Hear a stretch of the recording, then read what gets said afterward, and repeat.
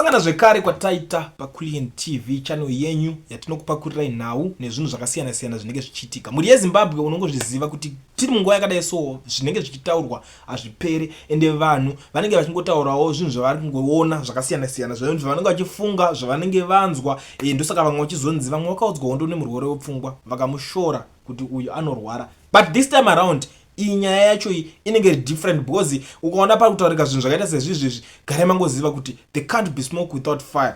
Ndauya nenyaya panapa iri kutaurwa na former ZANU-PF NP uyo anoitwa Honorable Zivu, Killer Zivu. Ari kutaura panapa ari kuti 300 million allegedly being gathered to oust someone overnight. Close allies are switching sides and midnight meetings are underway. Mark my words, a storm is brewing. Leadership shake up. Ndo mashoko ari kubuda ari kutaurwa panapa. Mashoko atiri kuona ari kutaurwa na Zivu kutaura kuti 300 million iri kunzi yaunganidzwa kuti ibvise mumwe munhu.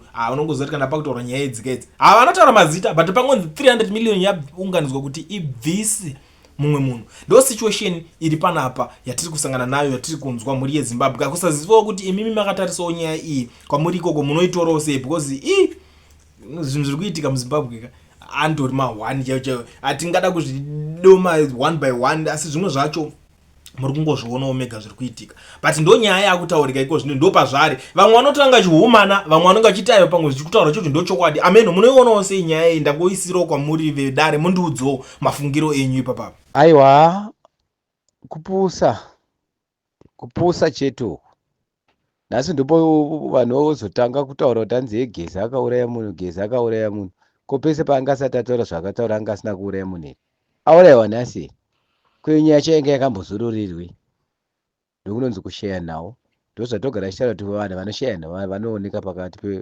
pakazara vanhu tara kwedu ndiva vanhu vekuti vakanga vachifudziswa mbudzi kwete mombe dzaipedza chibage chese vakapusa vanhu ava zvokuti egesi azosungwa akauraya munhu zvakazoti nhingi witness akazodi kwese hatisi kufa here munyika munomu vanhu vangani vafa nenzara nenhamo vanhu vangani vafa saka kavanhu ava vanofanira kutobatwa ngavabatwe vanhu ava uyo akatouraya hwani zvake toti pamwe akauraya hwani kana 2 ko nyika yese iri kuchema nemunhu saka nyika ndo isiri kugona chete kuona kuti uyo anofanira kuuraya uyo ada kutohengewo futi bhozi hapana mutsveni uyo akatouraya zvake hwani atori mutsveni uyo ngaatoenda kunze kwejeri ko nyika yese iri kungopapadzeka kupondana vakuru varipo vasingaona kuti munhu anenge achipondewa ndokuguta sadza vanhu vari kuguta sadza kungochete muno muZimbabwe hamuna varume vanhu vaifanira kunoatakana ipapo yanyaya yekuda kuatakana chee naiwo nemapurisa asinganyare totwana tudiki tunotumwa tunobata mudhara akachena musoro kusanya ndokunonzi kufumuka kwenyika. Nyika inotooneka kufumuka kwaine nokubata murume mukuru anenge ageza vai kunzoti ageza atotorwa vakwanise kuiswa panzvimbo yakanaka pamwe munhu anenge achitorwadziwa kwaona munhu mukuru akurwadziwa nekuchena kwaakaita musoro kwamuna akurwadziwa muZimbabwe muno kwaona munhu mukuru akadaro akachena musoro akurwadziwa zvorora kuti anenge akunzwira tsitsi vasara tingati gezi akanaka achemera kuti nyika igadzirika achadyei vacharara makore mangani asi kuti kuitira vana mwana nemwana anoteera saka kupusa chetu uku kana naivo vachaenda nemutowo iwowo moti vanoenda kupi kwanosvika kupikowo getaway dzavo ndovana satani ifo vanongobvuma kudhiraivhiwa zvisina nebasa rese stupid dzemachechi havasi kuona so kana mwari wavanonamata kana wanamata uyu wauda kudya vanhu ngavafunge mani une machechi ndovaita dambudziko vanhu vemachechi nevanhu vemachechi vanhu vemachechi nevanhu vanhu matikirango ndovatikuvadzira ivava ndoiti makirango ava kana vanhu vemakirango vachizvinzwa kirango ukanwa kirango yako iwe uchada kudya uchada kuti mhuri dzako dzirarame vanotaneta manje takutogumbwa nenyaya mudhara wedu kubatwa uyo wauda kurwisa vachimutsvagira nyaya dzakaitika kare kare pamwe vamwe tangasati tazvarwa vamwe vana vedu vanga vasati mbozvarwa asi vana vedu vakusvika pezhipindipi kuti mwana ada kuroorwa makutaura nyaya idzodzo chinonzi chakapfuura chi varume hatidi mbwende mani. Ungoti nyaya yakapfuura kudhara nhingi wakazonditi chakati nhingi wakazoti zvinotorwa nevana vadiki izvozvo. Manje kana zvakutorwa nevarume vakuru saita kuti chikoro sometimes chinenge chinokonzeresa kupenga. Saka muchona dofu richinzi dofu rinofunga. Dai muZimbabwe pasina chikoro izvozvi basa rinenge rakapera kudhara, munhu akaenda kumusha, zvinhu zvakagadzikika. Manje vanhu vari kuwanza tumathematics twakawanda wanda, tuequation regezi apa akati dai vanhu vakamuka kudhara, vanhu takadestroyana kudhara, anyaya yekudestroyana iyi pane kuramba vachingoshungurudza madhara, vachingoshungurudza iyoyo mudharo iyo. Kana varivo vanhu vakuru kana vachida respect, tichatanga kuiona vachiisa respect kuna Gesa uku, nokuti ndisoro jena nemusoro wakachena kunge ivo. Without that, kana vasina respect ndopa tichaona kuti vanhu vanofungira kuti havafungi. Naiko kamukomana kangava kane kachatuma unobata Gesa kakafunge. Varume hama, uchabata munhu angauda kuenda egani.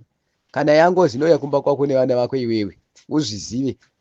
Haiuye kuZANU-PF, haiuye kune mutungamiriri, inouya kwauri. Nokuti ziso rake munhu iyeye anenge aona iwewe. Vamwe venyaka ngozi dzazara.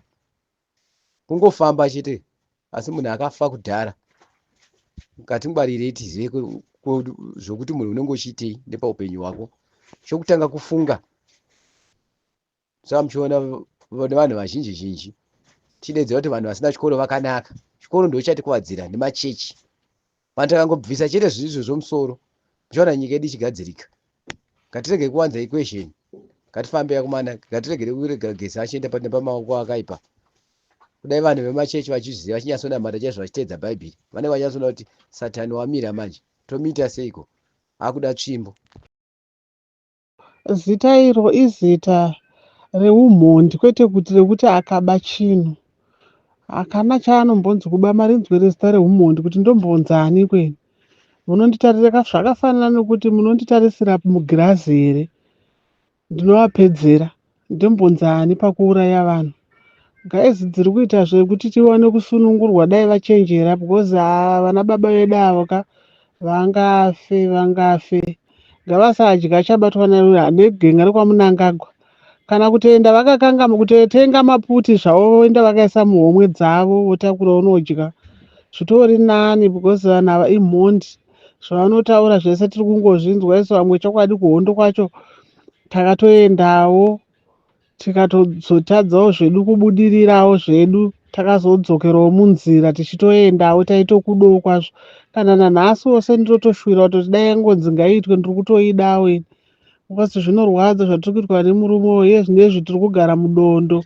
Ukarwara hakuna mushonga, ukaputa sei ukunzwa pawarwadza operation kuitirwa kuno kuSouth Africa. So izvozvi ndakatobuda muZimbabwe kuzoitwa operation kuno yemusana inonzi yandakauya kuzoitwa spinal cord.